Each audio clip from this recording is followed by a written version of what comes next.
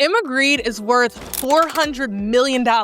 She co-founded Skims with Kim Kardashian. She built Good American into a billion-dollar empire with Khloe Kardashian. She's the first Black female shark on Shark Tank. So why? Why is she wasting her precious time recording a podcast called Aspire with Emma Grede? Now, here's what blew my mind. If there wasn't a massive return on investment, she would not be doing this. Emma Grede is a smart woman. And now I've analyzed over 50 successful entrepreneurs. And the ones building media empires right now all understand something that broke people completely miss. My name is Casey Brown, and today we are going to reverse engineer why billionaires are suddenly becoming media moguls. Because Emma Grede cracked a code that turns attention into infinite wealth, and she's not the only one. Now, if you don't know who Emma Grede, let me show you exactly who we're talking about. Now, she didn't stumble into her $400 million. She wasn't just handed this on a silver platter. She co-founded Good American with Khloe Kardashian and made $1 million on launch day. She's a founding partner of Skims. Yes, Skims, which is now valued at $4 billion.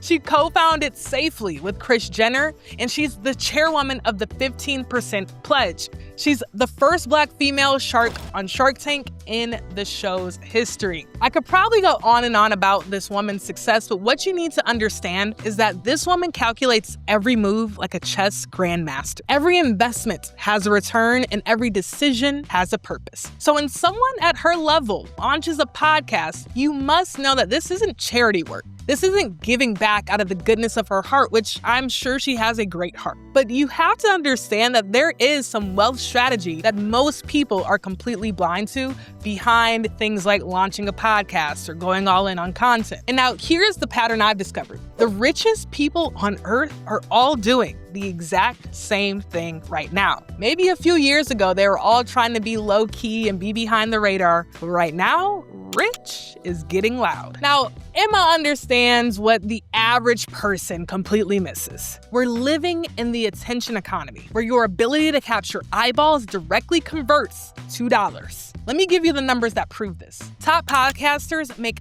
$20 million annually. Joe Rogan's Spotify deal, $200 million.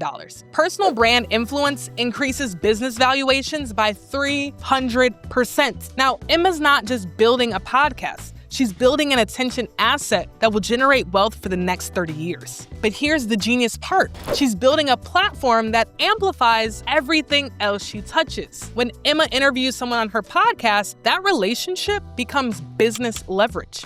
When she shares retail insights, that positions her for $200,000 board opportunities. When she tells her immigrant story, that builds cultural authority that opens doors that money simply can't buy. The podcast isn't separate from her business empire, it is her business empire. And she's following the exact same playbook as every other billionaire I've studied. Now, Emma talks about scaling mentorship. But here's what she's really scaling: her authority in the attention economy. Every single podcast episode positions her as the definitive expert on entrepreneurship and inclusive business. That authority converts directly into speaking fees of probably over $100,000 or more per event. Board positions probably worth $200,000 annually each, and probably equity as well. First access to billion-dollar opportunities before they're public. Media influence that can literally move stock prices. But here's the deeper strategy that a lot of people miss. Emma is building cultural influence in a space that desperately needs diverse voices. She's not just another rich person with a podcast. She's positioning herself as the voice for underrepresented entrepreneurs, just like somebody like Stephen Bartlett. Now, that's not just social impact, that's economic domination.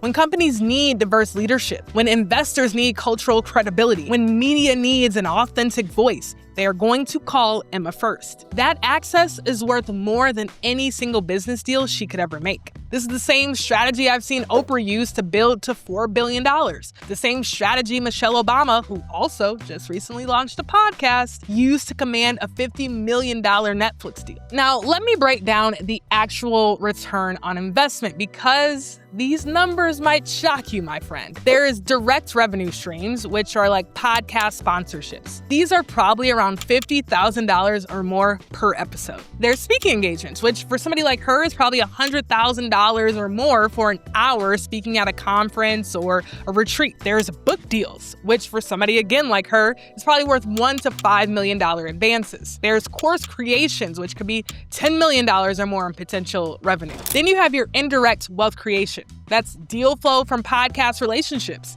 It's board positions from thought leadership. It's investment opportunities from network expansion and brand partnerships from cultural influence. And here's the multiplier effect. Every single hour that Emma spends podcasting creates compound returns across her already $400 million portfolio. This is the same pattern that I documented with Tim Ferriss, whose podcast became his primary investment deal flow engine. The same pattern Michelle Obama used to turn White House experience into a media empire worth hundreds of millions of dollars. The wealthiest people understand this. Your personal media platform becomes your most valuable asset. And like I've said, Emma is not alone in this strategy. I've tracked this exact same pattern across some of the most successful entrepreneurs, starting with somebody who I've mentioned, Michelle Obama. Netflix deals, speaking tours, massive book advances worth over $100 million. Oprah Winfrey built a media empire with $4 billion using the exact same strategy. Melody Hobson,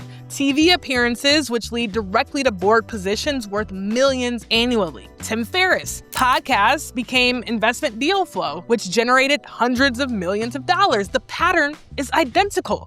It's to use media to build authority, use authority to create access, and use access to generate infinite wealth. The game looks a little different now. It used to be if you know somebody, you can get into a room and you might get some access. Now it's if people know who you are, they will invite you into the room and push you access. And although the game has changed a bit, we have also leveled the playing field just a bit. Now, just a bit. But we have tools like social media that allow us to become known by certain folks to invite us into certain rooms or opportunities to get more access. And the wealthiest people understand this fundamental truth. Your personal media platform is one asset that compounds without dilution. And while the average person is arguing about which platform should I create on or what content calendar should I use, billionaires are building empires. Let's be honest, Emma Grede's podcast launch isn't solely about giving back. It's about building forward into permanent wealth. Now, here's what every successful person I've studied understands. Attention equals currency. You need to build platforms that capture it systematically. Authority creates access. You need to use content to establish unshakable expertise. Relationships equal revenue.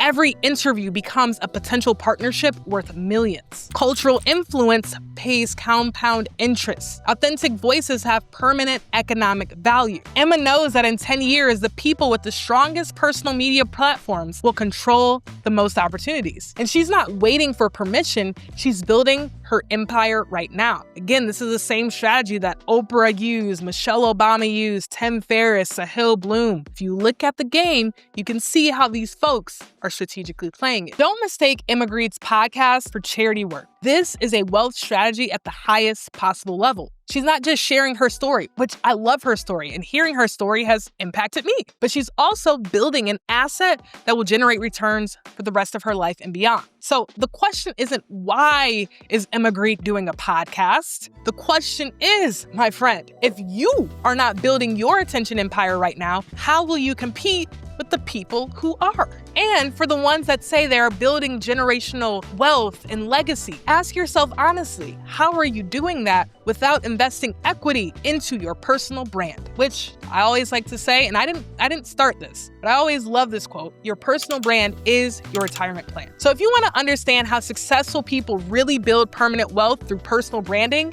please click subscribe, like on this YouTube channel. It's my little corner on the internet where I get to share the exact frameworks and strategies we are deploying into my own brand and all the executives and CEOs that we work with to hopefully help you. I also have a link somewhere down below where if you click that, you will get access to all of my frameworks and strategies and how we think about things and all the mistakes we've made building my own brand and the executives that we work with. If you like this, please leave a comment or a like so I can get a signal of if we're going in the right direction. And as always, remember, there's enough out there for us to all win.